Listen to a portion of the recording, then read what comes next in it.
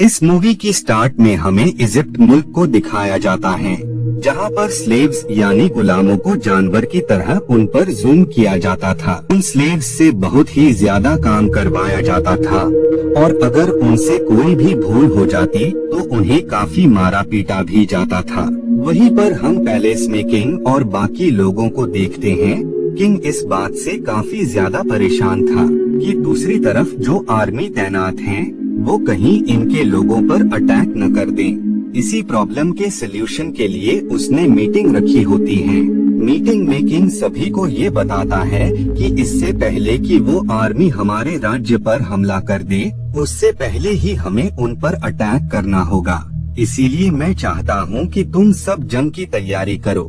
वहीं पर हम एक लेडी को देखते हैं जो कि फ्यूचर प्रेडिक्शन किया करती थी। वो लेडी किंग को बताती है कि इस युद्ध में आपकी जान को खतरा होगा और जो शख्स आपकी जान बचाएगा वो ही आने वाले वक्त में इजिप्ट का अगला किंग बनेगा।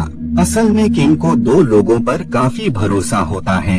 पहला तो उसका खुद का बेटा और दूसरा उसकी बहन का बेटा, जिसका नाम मूसा था। खैर बाद में ये सब जंग के लिए निकल जाते हैं। जंग में एक वक्त ऐसा आता है जब किंग की जान को खतरा होता है, लेकिन उसी पल मूसा किंग को सेव कर लेता है। बाद में जब किंग वॉर से लौटते हैं तो वो मूसा को अपने पास बुलाते हैं। अब क्योंकि प्रेडिक्शन के मुताबिक राजा मूसा को अगला किंग बनाने का डिसाइड करता है और जब वो इस बारे में मूसा से कहता है तो ये सुनकर मूसा इसके लिए साफ इनकार कर देता है। वो किंग को बताता है कि आपके बाद आपके बेटे को ही किंग बनना चाहिए, मैं उसकी जगह बिल्कुल भी नहीं ले सकता हूँ। बाद में पैलेस में एक और मीटिंग होती है जिसमें वो लोग बताते हैं कि स्लेव्स यानी मजदूर आंदोलन कर रही हैं और विरोध के चलते उन्होंने काम करने से भी इनकार कर दिया है। हमने उन्हें काफी मारा पीटा और उन्हें काफी सजा भी दी, लेकिन वो लोग अब भी अपनी जिद पर अड़े हुए हैं। किंग अपने बेटे को कहता है कि तुम स्लेव्स के पास जाओ और असल वजह जानकर आओ कि वो लोग काम करने से क्यों इनकार कर रहे हैं। बाद में मूसा किंग के बेटे के पास आता है और वो उनसे कहता है कि स्लेव्स के पास आपकी बजाय मैं चला जाता हूँ। वैसे भी उन स्लेव्स के पास जाना आपको शोभा नहीं देता है। किंग का जो बेटा होता है वो उस प्रेडिक्शन के बाद से ही मूसा से नफरत किया करता था, क्योंकि उसे लगता था कि कहीं उसके फादर उसकी जगह मूसा को इजिप्ट का किंग न बना दे। बाद में मूसा उस शख्स के पास जाता है जिसके अंडर में सारे स्लेव्स काम किया करते थे। मूसा उससे इसकी वजह पूछता है, जिस पर वो शख्स उसे बताता है कि स्लेव्स उसे कोई भी जवाब नहीं दे रहे हैं। ये सुनकर मूसा खुद उनसे रूबरू होने का डिसाइड करता है। बाद में मूसा उन स्लेव्स की मीटिंग रखता है। मीटिंग में जो ओल्ड स्लेव होता है वो मूसा को बताता है कि हम बस अपने मुल्क कनान जाना चाहते हैं। उनकी बात सुनकर मूसा उन्हें बताता है कि कनान अब इंसानों के रहने के लायक नहीं बची है। वो प्लेस अब किसी हेल से कम नहीं है, इसीलिए तुम सब वहाँ पर जाने का इरादा बदल दो। बाद में मूसा उस ओल्ड शख्स से पूछता है कि तुम्हारा नाम क्या है। इसके जवाब में वो बूढ़ा शख्स उससे कहता है कि मुझसे पहले तुम अपना नाम बताओ कि तुम कौन हो। मूसा उसे बताता है कि वो पैलेस से आया है और वो राजा की बहन का बेटा है। ये बात सुनकर वो बूढ़ा शख्स मूसा को दूसरी प्लेस पर आने का कहता है।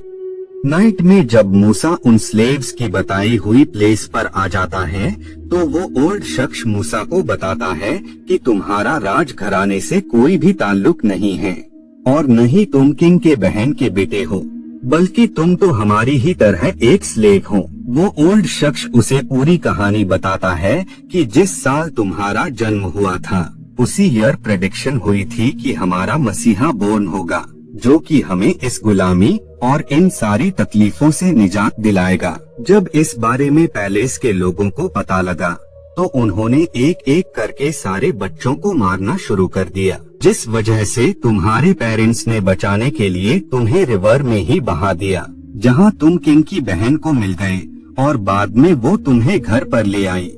उनकी सारी बातें मूसा को बकवास और फिजूल की लग रही होती हैं, इसीलिए मूसा उनसे कहता है, ये अच्छी कहानी थी, और इतना कहकर वो वहाँ से निकल जाता है।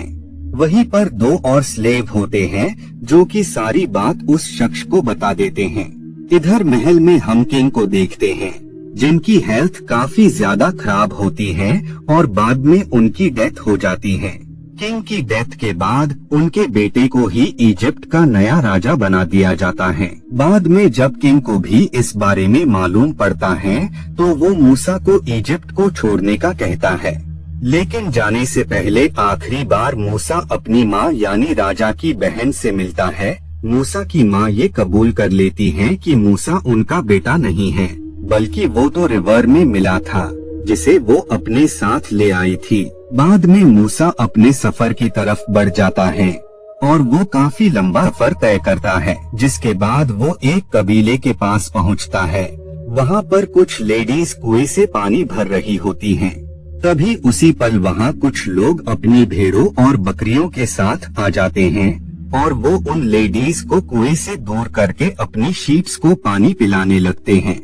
ये देखकर मूसा उनके बीच में जाकर पानी पीने लगता है और जब वो मूसा को ऐसा करने से मना करने लगते हैं तो मूसा उन्हें अपनी स्वॉर्ड दिखाता है। ये देखकर वो सब वहाँ से चले जाते हैं। मूसा उन लेडीज को कुएं से पानी भरने का कहता है। मूसा की अच्छाइयों को देखकर वो उसे अपने कबीले में ले आती है, जहाँ पर मूसा उन्हीं के कबीले की एक औरत से मैरिज कर लेता है और बाद में उसका एक बेटा होता है। अब वक्त ऐसे ही गुजरता जाता है और अब 9 साल गुजर जाते हैं। एक बार मूसा अपनी भेड़ों के साथ माउंटेन पर आ जाता है। उस माउंटेन के बारे में लोगों का ये मानना था कि ये माउंटेन गॉड यानी ईश्वर का है। खैर उसी दौरान वहाँ पत्थर नीचे आने लगते हैं, जिसके नीचे मूसा दब जाता है। बाद में जब उसकी आँख खुलती है तो वो अपने सामने एक बच्चे को देखता है। वो बच्चा मूसा को बताता है कि तुम्हें अपने मुल्क वापस जाना होगा और उन लोगों को आजाद करना होगा जो कि तुम्हारा इंतजार कर रहे हैं। इसके बाद ही मूसा की आँख खुल जाती है और वो देखता है कि वो अपने घर पर है। रात में उसे एक और बार उस बच्चे का ख्वाब आता है, इसीलिए वो नेक्स्ट डे वापस से अपने मुल्क जाने की तैयारी करने लगता है। बाद में मूसा इजिप्ट में आ जाता है और वो उस बूढ़े शख्स से मिलता है। वो शख्स उसे बताता है कि तुम्हारे जाने के बाद हम लोगों के हालात बद से बदतर हो गई। बाद में मूसा अस्तबल में जाता है जहाँ पर किंग के सारे हॉर्स होते हैं। किंग को वहाँ पर किसी शख्स के मौजूद होने का एहसास होता है, इसीलिए वो उस अस्तबल में जाते हैं। उसी पर वहाँ मूसा आ जाता है। किंग उसे काफी ज्यादा शौक हो जाता है कि मूसा अब तक अलाइव है। मूसा उससे कहता है कि तुम उन स्लेव्स पर जुर्म करना बंद कर दो और तुम उन्हें इस गुलामी की कैद से आजाद भी कर दो, और अगर तुमने ऐसा नहीं किया तो तुम पछताओगे। नेक्स्ट डे किंग मीटिंग रखता है और वो उस मीटिंग में बताता है कि मूसा वापस से इजिप्ट में लौट आया है और उसने मुझे मारने की कोशिश भी की है, इसीलिए मैं चाहता हूँ तुम हर जगह मूसा की तलाश शुरू कर दो और जहाँ भी तुम्हें वो मिले तो तुम उसे पकड़कर मेरे पास ले आना। जिसके बाद आर्मी सब लोगों से मूसा के बारे में पूछती है और जो भी उनको मूसा के बारे में बताने से इनकार करता वो उन सब लोगों को बेहद ही दर्दनाक मौत देते। इधर मूसा उन स्लेव्स के साथ मिलकर जंग की तैयारी कर रहा होता है। वो उन लोगों को तीर और तलवार चलाना सिखाता है, लेकिन इससे पहले मूसा उन्हें परेशान करने का डिसाइड करता है ताकि ये लोग बिना जंग किए ही स्लेव्स को आजाद कर दे। मूसा और उसके लोग ऐसे ही करते हैं। वो उनकी बोट को जला देते हैं और साथ ही उनके प्रेशियस सामान को भी। एक दिन वो बच्चा फिर से मूसा के पास आता है और वो उससे कहता है कि इस तरह तो तुम स्लेव्स को कभी भी आजाद नहीं करा पाओगे, इसीलिए मैं ही इस काम में तुम्हारी मदद करता हूँ। वहीं पर एक शख्स मूसा को देख रहा होता है जो कि अकेले ही किसी से बात कर रहा था, क्योंकि मूसा जिससे बात कर रहा होता है वो असल में गॉड थे जो कि खुद उनकी हेल्प करने आए थे। नेक्स्ट डे नदी में काफी सारे क्रोकोडाइल्स आ जाते हैं जो कि वहाँ पर मौजूद लोगों को खाने लगते हैं और जल्द ही वो काफी सारे लोगों को खत्म कर देते हैं। पूरी नदी खून की वजह से लाल हो जाती है। इस वजह से इनकी फसल भी बर्बाद हो जाती है क्योंकि एग्रीकल्चर के लिए ये रिवर के पानी पर ही डिपेंड थे। और जब किंग इससे बाज नहीं आता है तो गॉड बहुत सारे फ्रॉग्स को भेजते हैं जो कि तादाद में काफी ज्यादा होते हैं।